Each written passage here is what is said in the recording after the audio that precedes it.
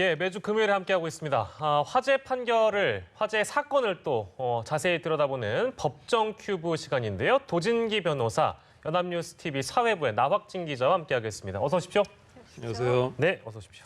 네, 이번 법정 큐브에서 전해드릴 소식 이제 들어가기 전에 지금 법사위에서 대구지검 국정감사가 열리고 있어서 이 소식부터 먼저 짚고 넘어가겠습니다. 네, 윤석열 검찰총장이 이제 김학의 전 법무부 차관의 스폰서로 알려진 건설업자 윤중천 씨의 별장에서 접대를 받았다라는 의혹이 나왔습니다. 이에 대검찰청이 이제 완전한 허위 사실이고 즉각 법적 조치를 하겠다라고 밝혔는데 이 부분에 대해서 어떻게 보셨습니까? 예, 대검에서 상당히 신속하고 빠르게 강경한 입장을 발표했습니다. 예. 보통 이런 의혹 보도가 있을 때 뭐 잘 모르겠다라든지 이런 미온적인 반응이 나온다면 좀 더 의심해 볼 수 있는데 예. 상당히 강경하게 단호하게 입장을 밝혔습니다. 완전히 허위 사실이라고 하고요. 예. 그다음에 윤모 씨와 윤석열 총장이 전혀 일면식도 없는 관계다. 그리고 그 별장에는 가본 적조차 없다. 이렇게 단호하게 부인했습니다. 또 검찰총장 인사 검증 과정에서도 민정수석실이 검증하고 사실 무근으로 판단한 바가 있는데 이제 와서 이런 의혹을 제기하는 것이 문제가 있다. 이런 입장이고요. 예. 그다음에 이렇게 중요한 수사가 진행되는 상황에서 이런 의혹 보도가 제기되는 것이 대단히 유감이다. 나아가서 엄중한 민형사상 조치를 취할 것이다라고 밝혀서 예. 강력 대응을 예고한 상황입니다. 예. 한겨레 20일, 한겨레 쪽의 이 보도가 이제 오늘 나왔는데 대검에서는 완전 허위다 이런 입장을 밝혔고 여기 이제 검찰 수사단에 대한 얘기가 나와서요. 이와 관련해서 당시 검찰 수사단이 일단 어떤 입장을 밝혔는지 나 기자가 좀 정리해 주십시오. 네, 일단 김학의 전 차관 사건과 관련해 가지고는 예. 검찰 과거사위원회가 진상조사단을 또 이제 꾸렸고 예. 이제 그런 과정에서 이제 과거사위원회가 검찰에다가 그러면 이 사건을 수사를 좀 다시 한번 재수사를 해달라라고 이렇게 공고를 해가지고 그 공고로 인해 가지고 김학의 사건 특별수사단 또는 이제 공식적으로는 법무부 과거사위 공고와 관련해 만들어진 검찰수사단 이렇게 수사단이 만들어졌었는데요. 이 수사단 관계자도 오늘 공식적으로 해명을 했습니다. 다시 이제 2013년도에 검찰과 경찰이 이 김학의 사건을 애초 1차 수사를 했었었는데 그 당시에 객관적 자료를 살펴봤을 때 수사 기록상 윤중천 씨의 전화번호부나 명함이나 다이어리 이런 부분에 윤석열 총장의 이름이 전혀 등장하지 않았다. 그리고 그 밖에도 윤중천 씨가 윤 총장을 안다고 볼 그런 근거는 없었다. 이렇게 일단 공식적으로 해명을 했고요. 그리고 또 아까 말씀하신 것처럼 법무부 검찰과거사위원회가 특정 인물들을 몇 명을 언급을 하면서 이 부분에 대한 다시 재수사를 공고를 했는데 그 당시에도 윤석열 총장에 대한 수사 공고 같은 부분은 들어있지도 않았다. 그렇게 이제 얘기를 했고요. 다만 문제는 이제 수사가 시작되기 전에 과거사 진상조사단의 조사 단계에서 윤중천 씨가 윤석열 총장을 이름을 언급을 했다라는 그런 조사단의 보고가 있다는 겁니다.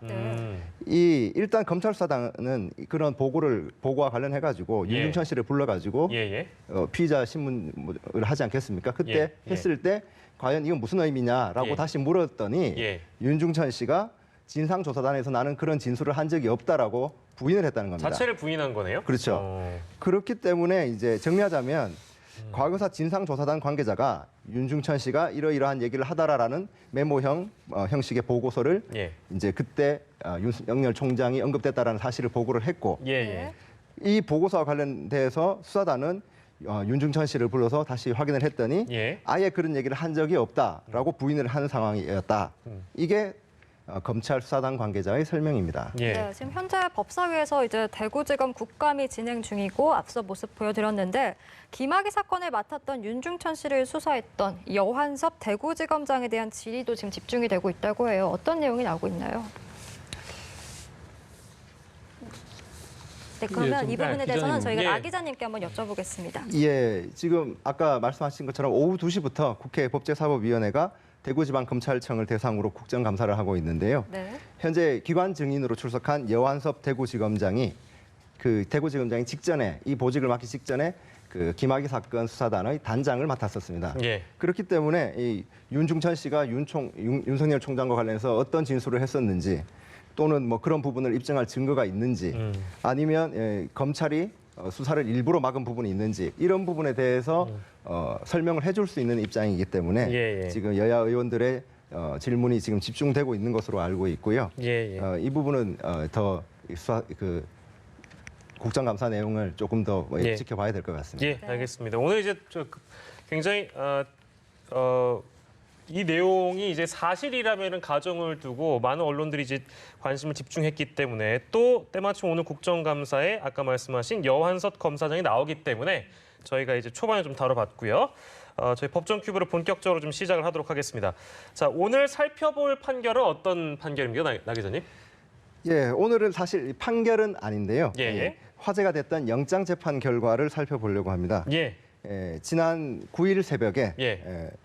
한글날 새벽이었는데 이 조국 장관의 동생 조모 씨의 구속영장이 법원에서 기각이 되었습니다. 예. 이 검찰은 이 영장 기각에 대해서 납득할 수 없다라면서 영장을 다시 재청구하겠다 예. 이런 방침을 이미 밝혔습니다. 예. 이 내용을 좀 살펴보고 싶습니다. 영장 재판, 그러니까 이거를 우리가 흔히 얘기하는 일반적인 재판하고 좀 다르다 이렇게 보면 되겠습니까?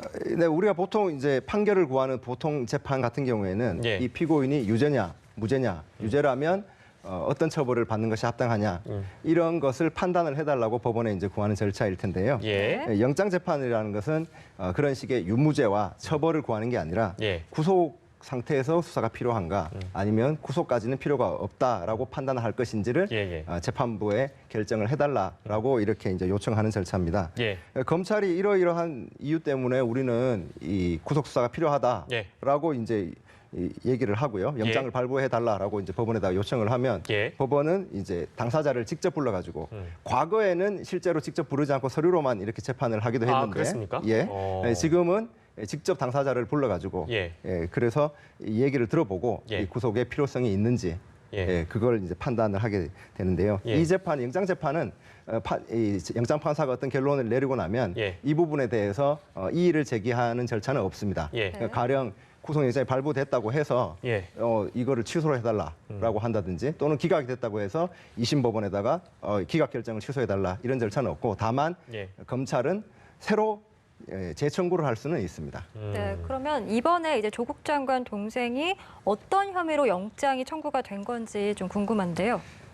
예, 이 조국 장관의 동생은 이 웅동학원 그 조국 장관의 부친이 이제 이사장으로 이제 있었던 예. 그 웅동학원에서 사무국장 역할을 했었는데요. 예. 이 사무국장 역할을 하면서 학교 공사 대금과 관련해서 허위 소송을 벌여가지고 학교에다가 손해를 입혔다 이런 혐의를 일단 주요하게 받고 있고. 그걸 이제 우리가 배임이라고 부르는 맞습니다. 행위죠. 예.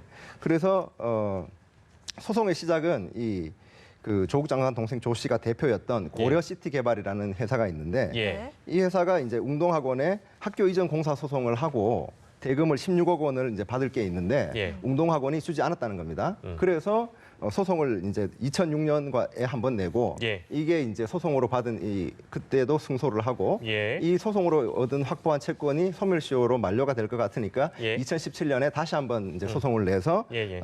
또 채권을 계속 그대로 이제 확보를 하고 있다 이렇게 예. 되는 건데요. 예. 이게 지금 채권의 가치는 이자를 포함해 가지고 한 100억 원. 100억 원 정도. 애초에 공사대금 16억 원에다가 이제 그동안 10수년 이상의 예, 이제 예. 이자가 쌓이면서 100억 예. 원 정도 규모라고 하고요. 예. 근데 이제 당시 이 두 차례의 소송에서 웅동학원이 별다른 이 법적 대응을 하지 않았다는 겁니다. 예. 그래서 변론이 없이 그냥 이제 우리 이게 승소를 했고요. 예. 학원 입장에서는 패소를 한 셈이죠. 예. 그래서 이 일각에서는 또는 이제 검찰도 지금 그 부분을 의심을 하고 있는데 이 조국 장관 일가가 가족 간의 허위 소송을 통해 가지고 이 사학의 재산을 넘겨준 거 아니냐, 빼돌린 예. 것 아니냐 예. 이런 의혹이 제기가 된 겁니다. 예. 그리고 또 이 조 씨는 이 2006년 소송에서 이제 승소를 하고 난 다음에 채권을 가진 상태에서 2009년 이혼을 했고요. 예. 그래서 그 채권을 아내에게 넘기고 이혼을 했기 때문에 예. 이것도 역시 좀 혹시 이 위장 이혼이 아니냐 그때 이런 부분도 논란이 불거졌었던 부분이죠. 네, 그런 부분도 있는 거고요. 예. 이 배임 혐의 외에 이제 또 배임 수재 혐의가 있는데요. 예. 이 배임 수재 혐의는 뭐냐면 웅동학원에 교사로 채용되고 싶어하는 지원자들한테 예. 1인당 1억 원씩 돈을 받았다는 그런 혐의입니다. 예. 그래서 이거와 관련해 가지고는 이 돈을 전달했다라고 하는 중간에서 그러니까 이 지원자들로부터 돈을 받아 가지고 예.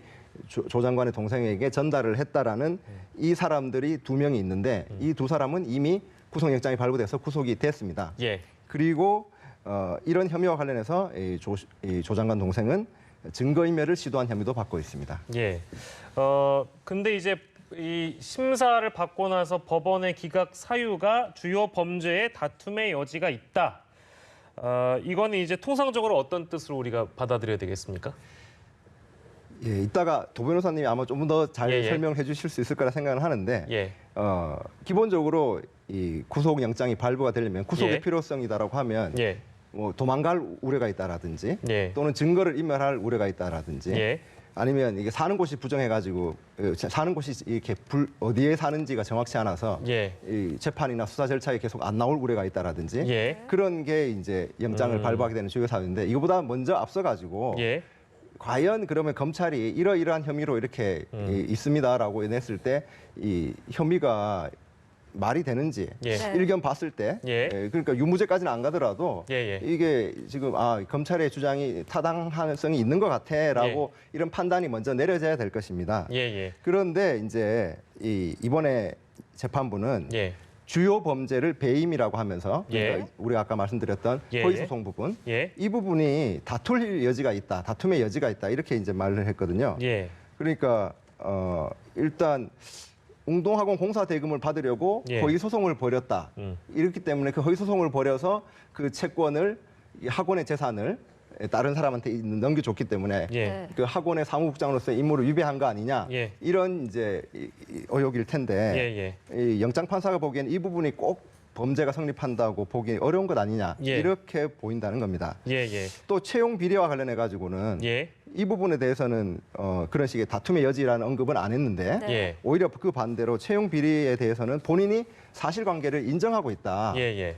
인정하고 있으니까 더 이상 이 구속해서 꼭 이렇게 더 수사를 할 필요가 없는 것 아니냐. 네네. 이렇게 이제 본 것으로 보이고요. 네네. 예. 그렇기 때문에 또 이제 아까 주된 혐의라고 이렇게 이제 표현했다 그러지 않았습니까? 예. 주된 혐의가 배임 이렇게 이제 표현을 해놨기 때문에 예. 그러면 배임 수재 즉 채용 비리와 관련된 부분은 예. 그러면 주된 범죄가 아닌 것 아니냐? 예. 그러면 본건이 아니라 별건 예. 수사를 한 거 아니냐? 예. 이렇게 해석이 된다라는 관측도 있습니다. 예, 남학진 기자가 이제 이 어떤 법원이 영장을 기각하면서 어떤 사유를 얘기를 했는지 좀 세세히 설명을 해줬는데 이거에 대한 해석이 좀 많이 분분한 것 같습니다. 정치권에서 해석이 좀 다른 것 같고 이거에 대해서 비판을 하는 분들도 적지 않이 있는 것 같아서 이 부분을 좀 짚어볼까 하는데요. 도진기 변호사께서는 이 법원의 영장 기각 사유에 대해서 일단 어떻게 보셨습니까? 일단 기각 사유로 쓴 것이요. 주요 범죄에 대해서 다툴 여지가 있다라고 본 것은 예. 법리적으로 어느 정도 타당한 판단으로 보입니다. 네. 왜냐하면 그게 배임죄가 되는지 여부는 조금 더 법리적으로 살펴볼 필요가 있는 부분이 있거든요. 예. 좀 복잡한 건 생략하겠습니다만 예. 그 다음에 그 채용 대가로 돈을 수수한 부분 예. 이 부분이 문제인데 예.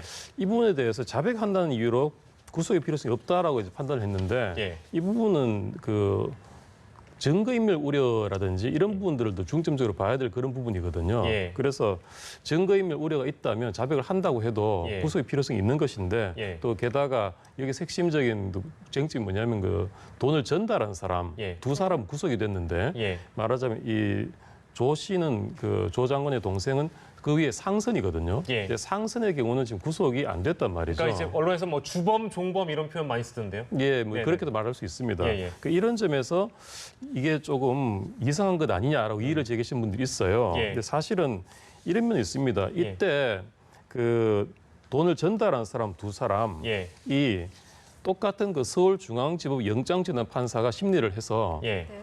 구속을 했어요. 예. 한 사람은 임민성 부장판사가 했고 예. 또 한 사람은 그 신종열 부장판사가 구속했습니다. 예. 그런데 그 위에 상선을 예. 이번에 그 명재근 부장판사가 예. 기각했죠. 예. 네. 그렇게 본다면 이것은 좀 논리적인 일관성이 없는 거예요. 말하자면 두 사람의 판사는 예. 이것은 구속, 똑같은 선상에서 또 다른 명재근 판사는 불구속 이렇게 예. 처리를 한 것이기 때문에 예. 뭐 논리적으로 말한다면 양측의 하나가 틀린 거죠.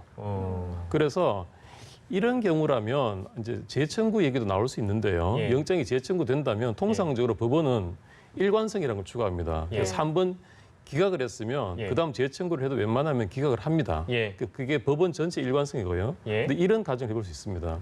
영장을 재청구를 하는데요. 예. 그 영장이 명재원 판사가 아니라 예. 신종렬 판사나 예.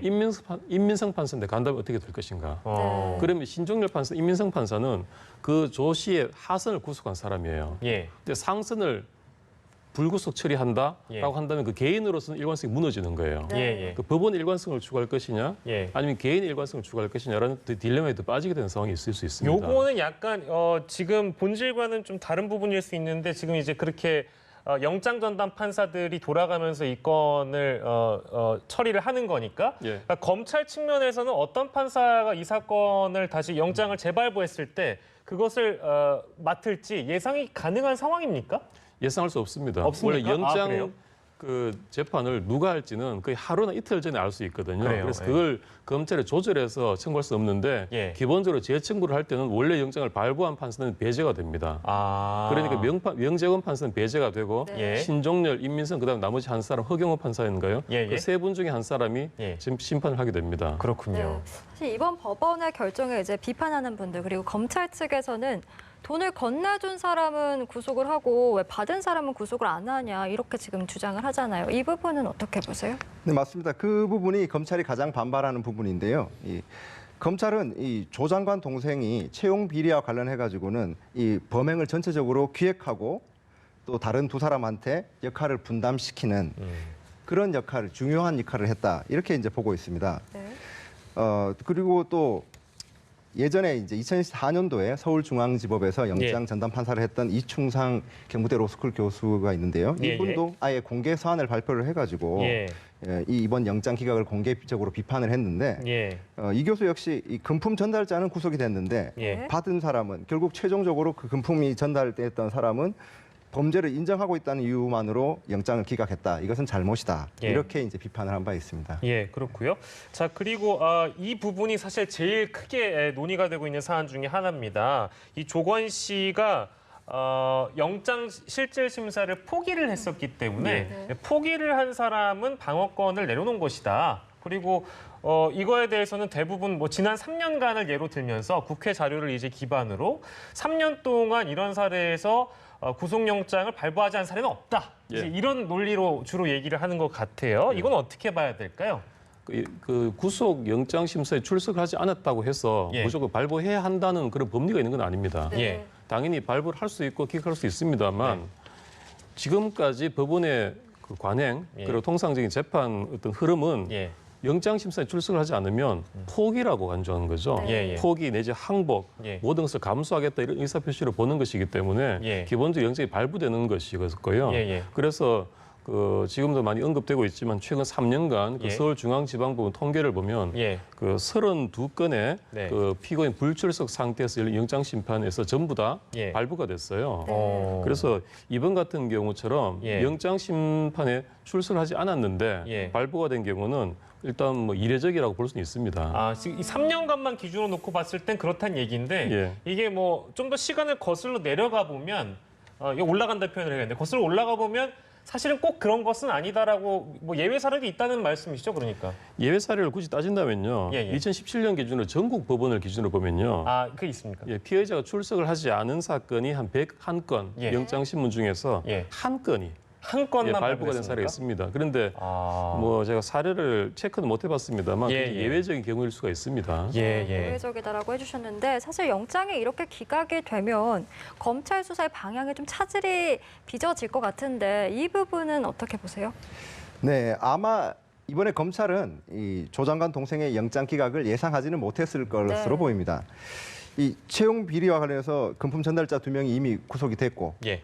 그리고 당사자가 이 구속영장 신문을 포기하고 나타나지도 않기로 했는데 예. 그래서 거의 아마 거의 발부가 확실시된다 이렇게 전망하지 않았을까 싶은데요. 예. 일단 영장이 기각이 되면서 검찰은 구속영장을 지금 재청구하겠다는 방침을 밝혔으니까 예. 이 재청구를 위해서 좀 보강 수사를 할 것으로 보이는데요. 예.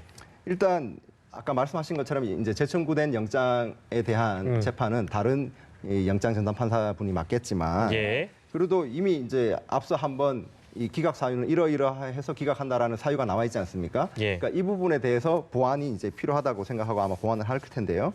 그러니까 배임 부분, 그 허위 소송과 관련해서는 이게 왜 죄가 성립된다. 검찰의 논리가 있지 않겠습니까? 그 예. 부분을 좀 더 이제 보강을 할 테고 예. 이 교사 채용 비리와 관련해 가지고는 왜 또 추가 수사가 필요한지 굳이 예. 당사자가 인정을 하고 있음에도 더 이제 구속해서 추가 수사를 필요하다라고 예. 하는 부분. 그 다음에 뭐 증거 인멸 우려가 있다. 만약에 불구속 상태로 있다라면 예. 증거를 없앨 우려가 있다. 이런 부분에 대해서 검찰이 더 자료를 보강할 것으로 보입니다. 예, 영장 재판에 대해서 저희가 오늘 법정 큐브에서 얘기하고 있는데요. 도진기 변호사께서 이제 판사로 재직하셨을 때 영장 재판을 해보신 경험이 예. 있으시니까요. 요거는 이제 시청자들의 이해를 돕기 위해서 저희가 좀 짚고 가도록 하겠습니다. 영장 실질 심사에 대한 이해인데 어떤 식으로 진행되고 실제로 어떤 판단을 통해서 이 사안은 영장이 발부돼야 된다. 중요한 쟁점들이 좀 있을 것 같습니다. 어떻게 봐야 될까요? 영장 재판은 기본적으로 판사의 재량이 굉장히 큰 영역이에요. 예. 네. 그 다른 일반 형사 민사 재판 같은 경우는 일정한 법률 요건이 나타나면 어떤 특정 법률 결과가 도출돼야 됩니다. 말하자면 뭐 자판기에 비할 수도 있습니다. 근데 영장 신문 같은 경우는 판사의 재량적인 판단이 크게 작용을 합니다. 그래서 약간 의외의 그런 결과가 나오기도 하는데요. 예, 예. 통상 영장 신문 때는 이제 당사자의 진술을 들어보고 예. 그 판사가 이제 자기 사무실에 예. 자기가 기록을 들고 들어가서 예. 이제 몇 시간을 검토할 끝에 이제 숙고를 하고 결정을 내리는 건데요. 예, 예. 그러다 보니까 사건이 어려우면 예. 새벽에 결정이 나기도 합니다. 대부분 그런 것 같더라고요. 검토 요소는 기본적으로 세 가지로 보시면 됩니다. 예, 범죄 소명이 있느냐, 예, 네. 두 번째는 도주 우려가 있느냐, 예, 세 번째는 증거인멸 우려가 있느냐, 이 세 가지를 보는 겁니다. 예, 예, 그 세 가지 심사를 거쳐서 발부, 기각을 결정을 하는 거예요. 예, 예. 근데 이번 사건 같은 경우는 그 판단에 있어서 여러 가지 견해가 충돌이 되고 있는 거죠. 예. 네, 이번 사건과 관련해서 사실 그 혐의가 이제 소명된다라고 하셨는데 소명이 어느 정도의 판단인지 사실 잘 감이 안 오거든요. 이 부분도 좀 설명해 주시죠. 그 소명 위에 증명이라는 게 있습니다. 네. 증명은 확신을 갖게 할 정도의 증거를 말하는 거고요. 소명은 증명에는 좀 못 미치는 수준의 어떤 그런 입증이 되겠습니다. 그 요약을 하자면 증명은 이를테면 그거 확실해라는 판단이고요. 소명은 그럴 것 같으네. 라는 정도의 판단인 겁니다. 자, 소명에 대한 저희가 그 정의도 좀 다시 한번 전달을 해드렸고요. 자, 그리고 그 조건 씨 전에 오촌 조카입니다. 가족 펀드 의혹 핵심 인물이죠. 오촌 조카는 그때 구속 기소된 사유가 무엇이었는지 저희 좀 정리를 또 하고 가도록 하겠습니다. 나확진 기자 좀 정리해 주시겠어요? 네.